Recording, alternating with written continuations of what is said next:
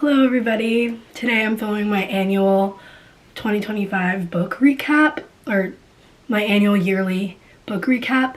This one's gonna be a little different because it just takes forever to do and film the every book I read of the year video, so I decided to do, which I think is more effective, my favorites. So these are all 4 and 5 stars.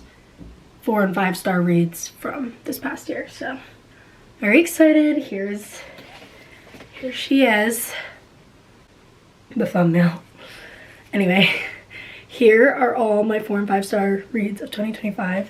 They're in no particular order, so we're just gonna get into it. First we have Carrie Soto is Back by Taylor Jenkins Reid. I've had this on my TBR for a long time, and you know, this was the year of trying to, maybe this was towards the end of the year, I was trying to start taking things off my list of books that I've been waiting to read since I got into reading in 2020. So this is one of them, and shout out TJ Maxx for starting to sell books because so many books I've gotten this year from TJ Maxx. So anyway, loved this book. I didn't know how I feel because she is an older character, and sometimes I find it really hard to enjoy books when I can't really relate.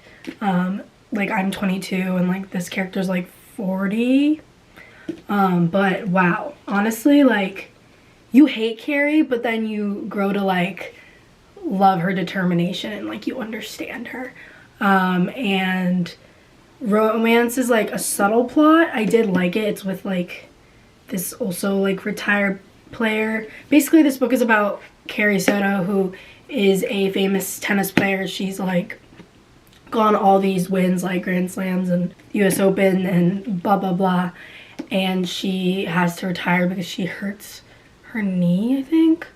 But then she comes out of retirement and nobody believes in her, but she's like, I'm going to do this. And Carrie's a very hard character. Like, you really kind of hate her because she's arrogant and she's like not nice to any other players, but you just kind of learn why, and like she just has all these walls built up and blah blah blah. And you just really grow to appreciate your character. And I'm so excited because I think this is becoming a movie.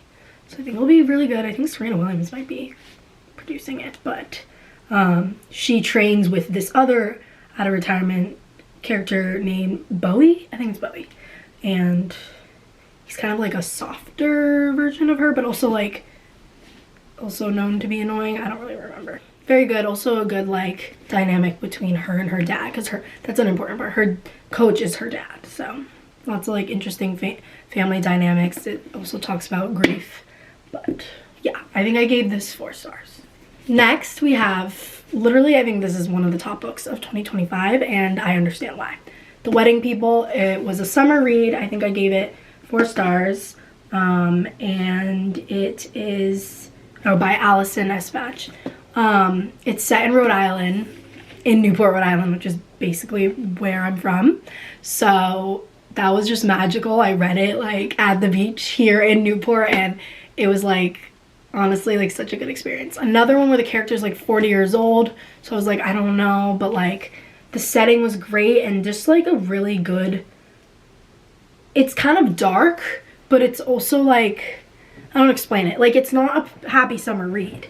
But basically it's about this woman who recently gets divorced, and so she goes to this inn in Newport, and she gets mistaken as like part of the wedding party for this like 30-year-old girl, and they meet like one night and they become friends, and suddenly she's part of the wedding party. There's this like dark thing that like, this is like, I don't want to explain it without spoiling, but like Phoebe, who's the main character, is in a really bad place. So her meeting, what's the girl's name? There's just interesting dynamics with the bride, the groom,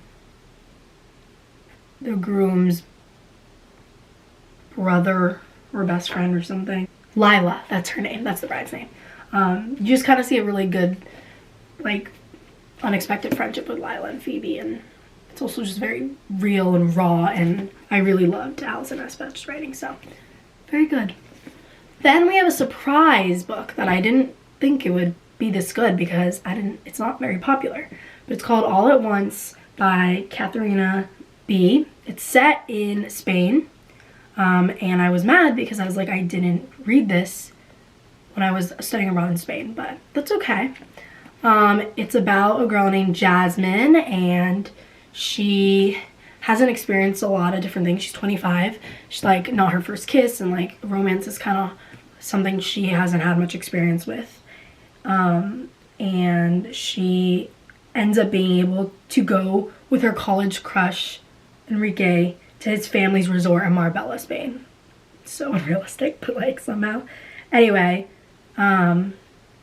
she meets his best friend, Luca, and like she initially really has this crush on Enrique, but then her and Luca start to have something, but she's like, I came here for this, the boy who, this, my college crush, but his best friend, and her college crush ends up being really busy with his family stuff, so she's spending a lot of time with Luca.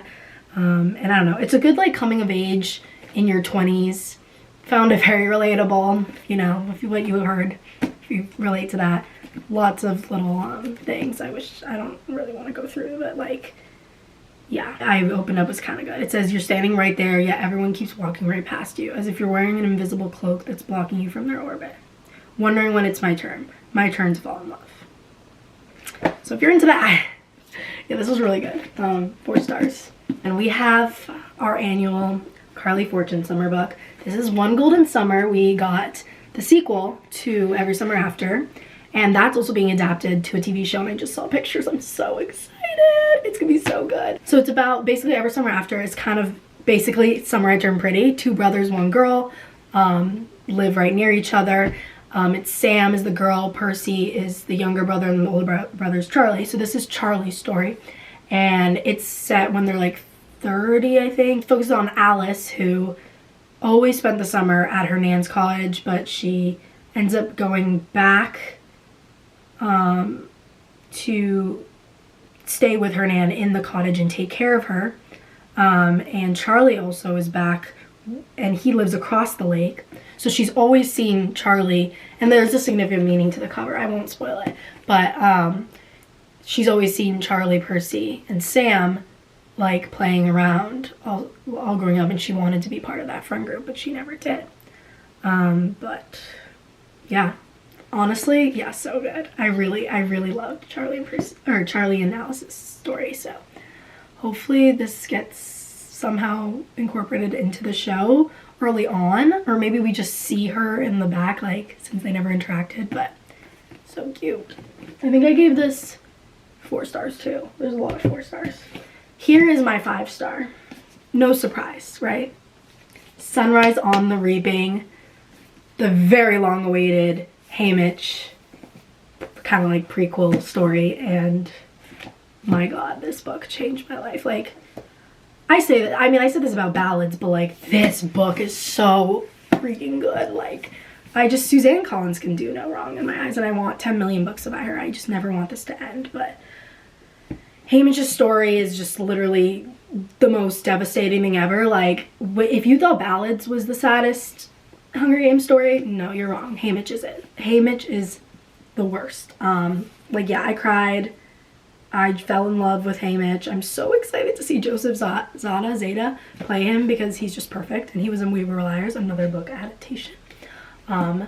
And it's just, you know, about him being picked, and you learn about his family and like all his relationships with the people in the games. This is a quarter quell, right? Yeah, because it's like Sunrise. It's like Catching Fire. You learn about Lenore Dove, which is his love interest. Yeah, this is honestly the saddest book ever, but if you love Hunger Games, I really hope you read this. Can't wait for the movie. We have Great Big Beautiful Life by Emily Henry, another annual book by literally my favorite author ever. I love her so much. I saw mixed opinions about this book. Loved it. I didn't love Funny Story, to be honest with you. I loved this. This is more like literary fiction with romance too, of course. It's about Alice and Hayden. Alice is writing a piece. They're both writers, which we love, and they're competing to write the memoir, I think, for this this heiress called Margaret Ives. I think this connects. Oh, I never mind this one. She was just like in the tabloids a lot, her and her sister. There's just like a lot. It's just like a family dynasty that you kind of like was very big, and they're fighting to write her memoir, and they keep taking turns. It's set in an island. I don't remember where the island is, but great banter, great tension. I love competing writers, basically like academia rivals. Like it's good. And I did prefer, I cared more about the romance than Margaret's story, but I also did find myself being intrigued by Margaret's story. You learn a lot. You learn a lot. Kind of reminds me of a Taylor Jenkins Reid story, like Seven Husbands of Evelyn Hugo. And last but not least, the third and final book of the Powerless trilogy. I love this series. I am so grateful that I was introduced to this in 2024. And I got to, oh my god, this book is hefty. Like, anticipate the third book with everyone else since I caught up. But this is basically Hunger Games, to be honest with you. In a more royal kind of situation, but in this book, it's Peyton. She thought the last book, this is a spoiler, I'm about to spoil Reckless, but in the last book she gets proposed to by Kit, even though we all want her with Kai. Kai is like an enemies to lovers, I will protect you with everything kind of thing that she competed in the games with, or the purging, the trials, is that what it's called? I'm saying games, like Hunger Games. And she gets proposed to by Kit, which is like, and I think, and yeah, does Kai watch this happen? Or he finds out, or maybe he finds out in this book and it's painful and we all want Kai and Peyton together. But Kit is like the king and he's going a little crazy. But yeah, if she becomes queen, then she would be accepted more into society and she can create a kingdom where ordinaries are okay to live with elites. And she's kind of battling like being able to make this change, but also like, can she survive without like being with Kai, and like that's her destiny. She's never gonna be able to be with him. But yeah, it's intense, and I think I gave it 4 stars. I think it is being confirmed. I need this as a movie adaptation. Like, I need it badly. I don't know who to cast, but I need it really badly. That was all my 4 and 5 star reads of 2025. I recommend all of them. Comment down below what your favorite read of 2025 was, or if you read any of these and how you feel about them. But I've been on a crazy reading kick since Thanksgiving. So I'm hoping this sticks up until summer. We all know summer is my prime reading time. So yeah, just love my books. I need like a bookshelf because they're just not even really in my bookshelf anymore. I need a bigger one because they're just piling on top. Like, it's getting crazy. But I just don't think I want a Kindle. I don't know. Let me know what you guys think. Like, do you guys like Kindles? I'm acting like someone's gonna comment on this. Like, I don't know if anybody will, but like, do you like the Kindles? Because I just like don't know if that's for me. Because isn't that like reading on an iPad? Like, I don't know. But it would be cheaper, right? So I don't know. We'll see. But thanks for watching.